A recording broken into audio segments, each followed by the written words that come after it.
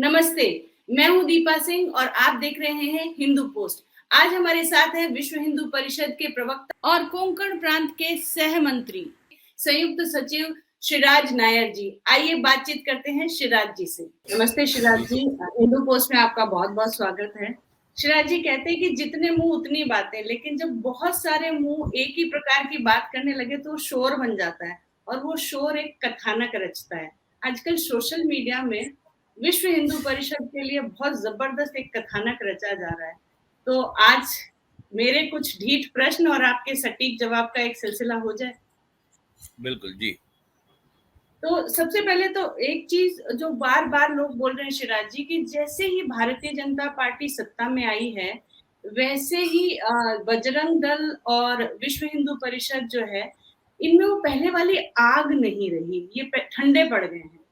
दीपा जी, ये प्रश्न आप जो कह रही हैं, ऐसे कई बार ये प्रश्न उठता है, परंतु वास्तविकता ये है कि हम सब जानते हैं, अगर एक हिंदू धर्म के समर्थक रूप से अगर कोई राजनीतिक पक्ष है, तो आज तक वो भारतीय जनता पार्टी ही रही है। अन्यथा जी। जिस प्रकार से कांग्रेस और अन्य तथाकथित धर्मनिरपेक्ष पार्टियों ने जिस प्रकार से हिंदुओं का दमन किया, हिंदुओं को द्वितीय दर्जे के नागरिक बनाने का प्रयास किया, हिंदुओं के साधु संतों को पाकिट मारों की तरह जेल में डाला गया, जिस प्रकार से हुआ आतंकवाद और इस प्रकार के नाना प्रकार के आरोप हिंदुत्व के ऊपर लगाए, साधु निहत्थे, साधु संतों के ऊपर गोलियां चलवाई। तो इस प्रकार के जघन्य अपराध करने वाली पार्टियां जो है, जो अपने आप को धर्मनिरपेक्ष और सेक्युलर कहती हैं, उनके समय बिल्कुल, क्योंकि उनका हिंदू विरोध घोर होता है, तो सामने हमको भी प्रतिकार करना पड़ता है। और वहां दूसरी ओर भारतीय जनता पार्टी जो है, हम सब जानते हैं कि चाहे वो राम जन्मभूमि का आंदोलन रहा हो और सारे हिंदुत्व को लेकर के, राष्ट्र को लेकर के, भारतीय संस्कृति, गौ गंगा, ये सारी विषयों के ऊपर भारतीय जनता पार्टी का जो रुख है वो बिल्कुल स्पष्ट है। वो वह ये सारे रुख जो है उनके अपने इलेक्शन मैनिफेस्टो में भी होते हैं। तो ये एक हिंदुत्व प्रेमी सरकार होने की वजह से वहाँ संघर्ष के कारण बहुत कम होते हैं। और कुछ हो भी, अगर कुछ होता भी है कुछ विषय में, अगर कोई मतभेद है, तो वो भी बैठ के सुलझा लिए जाते हैं। तो एक संघर्ष की स्थिति बहुत कम आती है। फिर भी अगर कहीं लगता है तो आंदोलन तो होते ही है, परंतु जैसे मैंने कहा कि भारतीय जनता पार्टी एकमात्र पार्टी है, बाकी जो हिंदुत्व के लेकर प्रखर है, जो हमेशा खोलकर आई है सामने। और बाकी महाराष्ट्र में हमारे यहाँ एक हिंदुत्ववादी पार्टी थी, आज देख रहे हैं आप कहाँ जा रही है और किस प्रकार से हो रहा है। तो एकमात्र पार्टी है, इसीलिए वहां पर इस प्रकार से संघर्ष कम होते हैं। हाँ जी, वहाँ तो ममता बनर्जी के साथ भाई-बहन का रिश्ता बाँधा जा रहा है, हम जी सभी जी ने जी। देखा। शिवराज जी, बहुत सारे लोगों का ये मानना है कि हमारा देश जो है वो एक सेक्युलर देश है और ऐसे राष्ट्र में हमको एक-दूसरे की धार्मिक भावनाओं का जो है सम्मान करना चाहिए। तो हिंदुओं को जो है मुस्लिम बाहुल्य इलाके से ही शोभा यात्रा क्यों निकालनी है? क्योंकि मुसलमानों की धार्मिक भावनाएँ आहत होती है, तो इतनी समझ तो हमारे में होनी चाहिए। इस बारे में आप क्या कहेंगे? दीपा जी, इस विषय को लेकर के मैं थोड़ा पीछे जाऊंगा। सन 47 में और उससे पहले द्वितीय विश्व युद्ध के बाद कई देशों का बंटवारा हुआ, कई देशों का विभाजन हुआ, जिसमें से North Korea, South Korea, East Germany, West Germany और भी कई और देशों का विभाजन हुआ। 15 साल पहले युगोस्लाविया और चेकोस्लोवाकिया का भी विभाजन हुआ। जी, इन सारे तमाम देश जिनका विभाजन हुआ, उनमें से किसी भी एक भी देश ऐसा नहीं था जिसका विभाजन धर्म के आधार पर हुआ। जी। भारत ही एकमात्र, अखंड भारत ही एकमात्र ऐसा देश था जिसका दुर्भाग्य रहा है कि इस देश के मुसलमान, जो स्वयं जिनके पूर्वज हिंदू थे, जो तलवार के जोर पर या डर के या चंद सुल्तानों और बादशाहों के फेंके हुए अशरफियों के लालच में आकर के जिन्होंने अपना धर्म परिवर्तन किया, वही लोगों ने वो धर्मांतरित हुए और धर्मांतरण अंततोगत राष्ट्रांतरण में रूपांतरित हुआ और पाकिस्तान बना। भारत के 5 राज्य कटे, पूर्वी Punjab, East Bengal, Balochistan, North West Frontier Province और सिंध, 5 स्टेट कट करके पाकिस्तान बना, ये हम सब जानते हैं। उसके बाद शेष जो रह गया वो भारत था, और भारत पूर्ण रूप से हिंदू भूमि है। दूसरी बात ये जो बोलती हैं कि एक मुस्लिम बहुल्य इलाके से शोभा यात्रा, सबसे पहले तो ये शब्दावली के ऊपर प्रतिबंध होना चाहिए। सेंसिटिव एरिया, मुस्लिम बहुल एरिया, ये भारत भूमि में हिंदू जहां 85% हिंदू आज भी है, क्या शोभा यात्रा शांतिप्रिय तौर पर नहीं निकाला जा सकता? यहाँ पर आप मेवात का वर्णन कर रही हैं। मेवात में जिस प्रकार से शोभा यात्रा निकाली गई, सारी की सारी जो भी पूरी सरकारी नियमावली के आधार पर निकाली गई, जो भी परमिशंस चाहिए थे वे सब परमिशंस शोभा यात्रा के आयोजकों के पास था, और शांतिपूर्व तरीके से बच्चे, बूढ़े, महिलाएं और सारे श्रद्धालु चल रहे थे। एक तरफा हमला होता है जो हर बार होता आ रहा है, और हमला अगर एक तरफा होता है तो उसको किस प्रकार से हिंदुओं पर दोष मढ़ा जा सकता है? किसी का यहाँ, ये भारत भूमि है, एक सेंसिटिव एरिया या एक धर्म विशेष के मानने वाले लोगों का अगर वो गेटोइज्म बढ़ जाता है तो वहां से शोभा यात्रा नहीं निकलेगी, ये कैसे हो सकता है? ये भारत भूमि है, क्या भारत भूमि में, और वो वहां पे वो प्राचीन मंदिर है। मेवात के लोग तो 200 250 लोग जो आज मुसलमान है, वो कन्वर्ट हुए होंगे या धर्मांतरित हुए, उससे पहले तो वह भी हिंदू थे। तो ये बात बिल्कुल अमान्य है और ये योग्य भी नहीं है। अंग्रेजी में जिसको कहेंगे इलॉजिकल है कि वहां से शोभा यात्रा नहीं निकाली जा सकती। शोभा यात्रा भारत भूमि में कहीं से भी निकाली जा सकती है। फिर उसके बाद में शरद जी उसी मेवात में ही जब श्रावण का अंतिम सोमवार था और उस दिन फिर शोभा यात्रा निकालने की बात हुई, और तब तक सरकार जो है ये डिसीजन ले चुकी थी कि शोभा यात्रा नहीं निकलेगी, लेकिन विश्व हिंदू परिषद के कार्यकर्ता अड़े हुए थे कि शोभा यात्रा यहीं से निकलेगी। इस पे आपका क्या कहना है कि प्रशासन कह रहा है नहीं निकलेगी और विश्व हिंदू परिषद का कार्यकर्ता कह रहे हैं नहीं हम तो निकालेंगे? तो क्या पूरे मतलब बहुत सारे मीडिया के लोगों ने ये बोला कि क्या आप प्रशासन से ऊपर है, क्या आप सरकार की बात को मानेंगे नहीं? तो इस पे आपका क्या स्टैंड है? देखिए, धार्मिक यात्राओं पर परमिशन लेना या अनुमति लेने की प्रथा पहले भी नहीं थी। क्या हम वैष्णो देवी जाते हैं, तो क्या हम सरकार की परमिशन लेते हैं? ये एक शोभा यात्रा थी और ये श्रद्धालुओं ने निकाला। विश्व हिंदू परिषद की जो आखिरी जो सोमवार था श्रावण का, वो श्रद्धालुओं ने स्वयं अपने श्रद्धा के आधार पर निकाला हुआ शोभा यात्रा था और उसका समर्थन विश्व हिंदू परिषद ने किया था। तो हम समझते हैं, और जब हिंदू समाज सदियों से जब इस्लाम और क्रिश्चियनिटी इस पृथ्वी पर जिनका जन्म नहीं हुआ था, सदियों से इस देश में शोभा यात्रा हो रही है। हम सब जानते हैं जिस प्रकार, और भारत मतलब अखंड भारत में, चाहे दक्षिण हो, उत्तर हो, पूर्व हो, पश्चिम हो, और आज का पाकिस्तान हो, सभी जगह सदियों से आज भी पाकिस्तान में हिंगलाज माता की यात्रा जो बलूचिस्तान में करीब 4 लाख लोग जाते हैं। तो ये शोभा यात्रा सदियों से निकलती आ रही है, जो पाकिस्तान में रोक नहीं पाए तो यहाँ पर कैसे रोका जा सकता है? तो हम मानते हैं कि इस प्रकार के जो धार्मिक अनुष्ठानों के लिए कोई विशेष परमिशन की आवश्यकता नहीं, और जब शांतिपूर्ण तरीके से यात्री और श्रद्धालु वो शोभा यात्रा एक अपना धार्मिक उत्सव मनाते हैं तो वो होना चाहिए। बट जब भी ऐसे इंसिडेंट्स होते हैं शिवराज जी, उस वक्त विश्व हिंदू परिषद की जो दूसरे हिंदू धार्मिक संगठन है उससे भी कुछ एक्सपेक्टेशन होती है, कुछ अपेक्षा होती है ऐसे सब विषयों में? विश्व हिंदू परिषद विश्व में बसने वाले सभी हिंदुओं के लिए कार्य करता है, चाहे वो किसी भी मत, पंथ, संप्रदाय, भाषा, वेशभूषा, भौगोलिक क्षेत्र में रहने वाले आखिरी पायदान पर खड़े हिंदू, उन सबके लिए काम करता है। इसलिए अपेक्षा किसी से नहीं। हाँ, हिंदू समाज एकत्रित हो, मत, पंथ, संप्रदाय, ये सबके ऊपर सम्मान होना चाहिए, वो अलग बात है, परंतु हिंदू इस विषय का सम्मान करते हुए अपने आप में एक गौरवान्वित करता हुआ हिंदू एक छत्र के नीचे आए और एक हो, ये हमारी मंशा अवश्य है। बाकी और अपेक्षाएं कुछ नहीं है। हाँ, हर व्यक्ति, हर जागरूक हिंदू दूसरे जागृत हिंदू को जगाए, और जो एक बार हमने भूतपूर्व में हमने जैसे देखा, धर्मांतरित हुए लोगों ने राष्ट्रांतरण कर दिया, ऐसी जो गलतियां हमारे से भी हुई होंगी, या कहीं ना कहीं जो भी कहीं से कोई हम हमारे सिस्टम में कुछ गलतियां होंगी, हम आगे उन सबको न दोहरा करके हिंदू सोदरा, एक हिंदू दूसरे हिंदू का भ्राता है, भाई है, ये भावना से सभी हिंदुओं को एक सूत्र में पिरोएं। यही विश्व हिंदू परिषद करता है और यही विश्व हिंदू परिषद का कार्य है। शिवराज जी, मेवात में जो हिंसा हुई उसमें एक मुद्दा बार बार उठाया गया और वो ये था कि ये जैसे ही मोनू मानेसर और बिट्टू बजरंगी पे कानूनी कार्रवाई की बात आई, तो लोगों का ये कहना था कि जैसे ही कानून का शिकंजा उन पे कसने लगा, वैसे ही विश्व हिंदू परिषद ने अपने ही कार्यकर्ताओं से जो है वो किनारा कर लिया। तो इसमें कितनी सच्चाई है?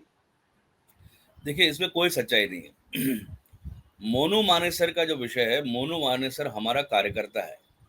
बिट्टू बजरंगी जी के बारे में जैसे मैंने अपने अभी अब आपके प्रश्न का उत्तर दिया। हम समूचे हिंदू समाज के लिए काम करते हैं।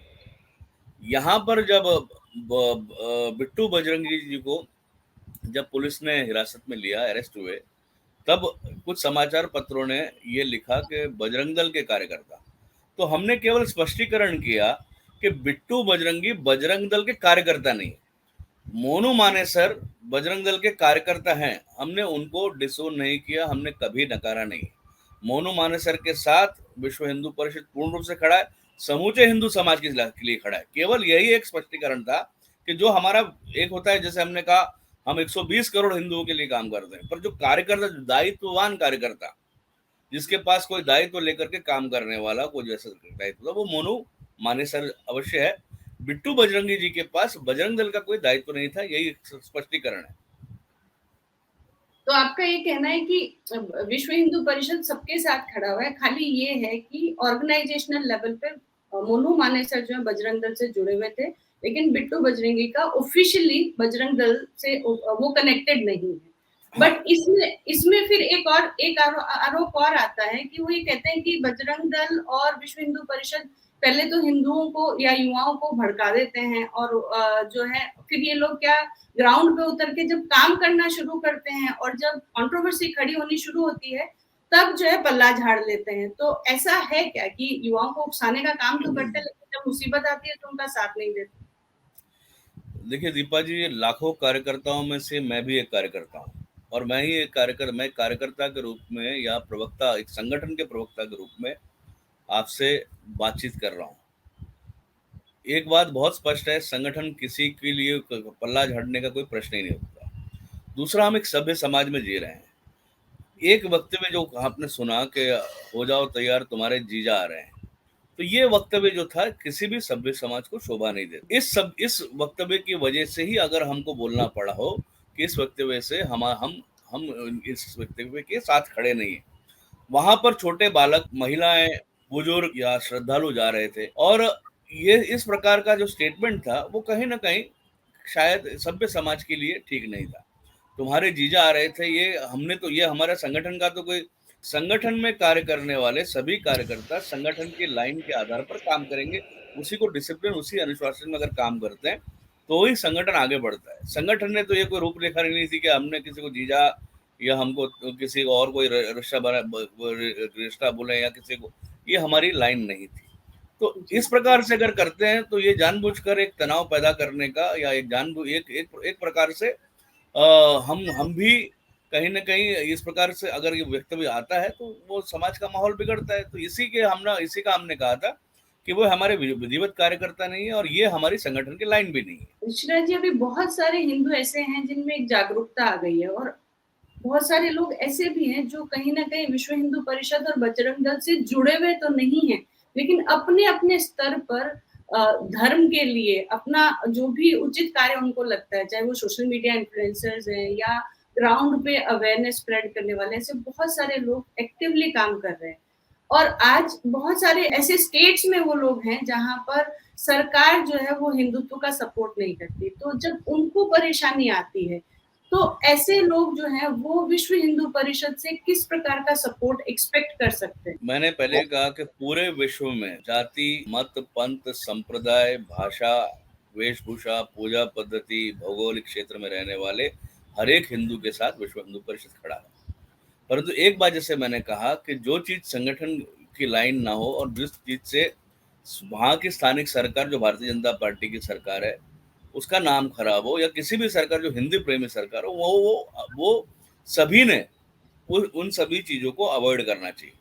बाकी जो भी सोशल मीडिया इन्फ्लुएंसर्स है, जो भी प्रत्यक्ष रूप से परोक्ष रूप से इस मिशन या इस मूवमेंट के साथ, हिंदुत्व के मूवमेंट के साथ जुड़ा है, विश्व हिंदू परिषद हर एक ऐसे व्यक्ति के साथ जो इस विश्व में कहीं भी रहता हो, पूर्ण रूप से खड़ा है। ये मैं एक बहुत जवाबदारी के साथ कहना चाहूंगा। चिराग जी, विश्व हिंदू परिषद को 60 वर्ष पूरे होने जा रहे हैं। तो आप इस 60 वर्ष की यात्रा को कैसे देखते हैं और भविष्य की आप लोगों की रणनीति क्या है? देखिए, विश्व हिंदू परिषद की स्थापना को 60 वर्ष 2024 में हो जाएगा। हम जहाँ मुंबई में बैठे हैं, 1964 में हमारे ही इस मुंबई में पूजनीय स्वामी चिन्मयानंद जी के आश्रम में ही विश्व हिंदू परिषद की स्थापना हुई थी। उसके बाद अगर हमने देखा है तो विश्व हिंदू परिषद ने अनेकों समस्याएं हो या आंदोलनों के लिए हिंदू समाज के लिए पूर्ण रूप से काम किया। कई कार्यकर्ताओं ने अपने प्राणों की आहुति तक दी। बड़े बड़े आंदोलन किए और उसके लिए यश की प्राप्ति हुई। राम जन्मभूमि का आंदोलन हम सबके समक्ष है। आज कुछ ही महीने बाकी है। मंदिर कार्य बहुत तेज से चल रहा है। श्रद्धालुओं के लिए मंदिर भी खोले जाएंगे। ये 550 साल की लड़ाई की विजय अगर प्राप्ति हुई है तो उसके लिए विश्व हिंदू परिषद के कार्यकर्ताओं को एक बड़ा श्रेय जाता है। उसी तरह से बाबा अमरनाथ या राम सेतु और अन्य स्थानिक आंदोलनों के लिए विश्व हिंदू परिषद ने अनेक अथक प्रयास किए हैं और उसके लिए यश प्राप्ति की है। तो आने वाले समय में जो 60 वर्ष पूरे हो रहे हैं, षष्ठी पूर्ति कहते हैं, पूरे देश भर में और विदेशों में भी अनेकों कार्यक्रम शुरू होंगे। हमारे मुंबई में 3 तारीख को ही उसका शुभारंभ कर रहे हैं इस कार्यक्रम का, और पूरे साल 2024 जन्माष्टमी तक ये कार्यक्रम लगातार अलग अलग तरीके से चलते रहेंगे। समरसता के रूप में, सेवा के रूप में, अनेक कार्य जो विश्व हिंदू परिषद कर रहा है उसके उत्सव और कार्यक्रम चलते रहेंगे और संपूर्ण समाज इन सब कार्यक्रमों में शामिल हो और यही एक अपेक्षा रहेगी और उसी के लिए सभी कार्यकर्ता कटिबद्ध है। चिराग जी, एक प्रॉब्लम और देखने को मिलती है कि सोशल मीडिया पर आज विश्व हिंदू परिषद और बजरंग दल पे जो सवाल उठा रहे हैं वो भी दूसरे हिंदू संगठन ही हैं। तो ये हिंदू ही आपस में क्यों लड़ रहे हैं? देखिए दीपा जी, ये जो प्रश्न है आपका, दूसरे हिंदू संगठन बोलना एक बड़ा व्यापक हो जाता है। कुछ इक्का दुक्का बोल सकते हैं आप। विश्व हिंदू परिषद, बजरंग दल या अन्य हमारे दुर्गा वाहिनी, मातृशक्ति, ये सब संगठनें बहुत ही ईमानदारी के साथ पूरे हिंदू समाज के लिए कार्य कर रही हैं। अभी आजकल जिस प्रकार से एक अनुकूल वातावरण है, अंग्रेजी में कहते हैं success has many fathers, failures has none. तो एक सक्सेसफुल मूवमेंट जो चल रहा है, एक अनुकूल वातावरण हिंदुत्व के लिए बन रहा है। उस अनुकूल वातावरण में हर व्यक्ति या हर स्वार्थी, ऐसे भी मैं व्यक्ति कहूंगा जिनका अपना निजी स्वार्थ होता है, जो उसका इस मिशन या मूवमेंट से कोई संबंध नहीं होता। वैसे आजकल एक हाइपर हिंदुत्व वाले कुछ लोग निकले हैं जिनका काम अपने आप को लाइमलाइट में लाने के लिए या वह टीवी चैनलों पर आए या पत्रकार उनके बारे में लिखें, उसके लिए उन्होंने ये आसान तरीका बना लिया है। करीब 100 साल के संघर्ष को उनका कोई भी के बारे में वो नेगेटिव बोलें या 60 साल के विश्व हिंदू परिषद की प्रणाली के बारे में, कार्य प्रणाली के बारे में कुछ भी बोलें और अपने आप को चमकाएं। इसको एक सेल्फ प्रमोशन गेम प्लान कहा जा सकता है। बाकी इन सबको हम महत्व देते नहीं है। ऐसे बहुत सारे लोग आते हैं, बहुत सारे लोग जाते हैं। विश्व हिंदू, जैसे मैंने बताया, संघ को 100 वर्ष हो जाएंगे, विश्व हिंदू परिषद को 60 वर्ष होंगे और हमारी यात्रा हमारे सबके जीवन काल के बाद भी चलती रहेगी। अनादिकाल तक विश्व हिंदू परिषद कार्य करता रहेगा समूचे विश्व में, भारत को विश्व गुरु बनाने के लिए और सभी को हिंदू धर्म क्या है ये समझाने के लिए और धर्म की ओर आकर्षित करने के लिए और हिंदू धर्म में विश्व भर के सभी लोगों को लाने के लिए विश्व हिंदू परिषद कार्य करता रहेगा। हाइपर हिंदुत्व वाले जो आजकल तथाकथित जो लोग खड़े हुए हैं, पॉपअप हुए हैं, जिसको कहेंगे हम आपके कंप्यूटर की भाषा में, ये पॉपअप भी हो जाएंगे और ये इनका कोई लंबा अस्तित्व नहीं रहेगा।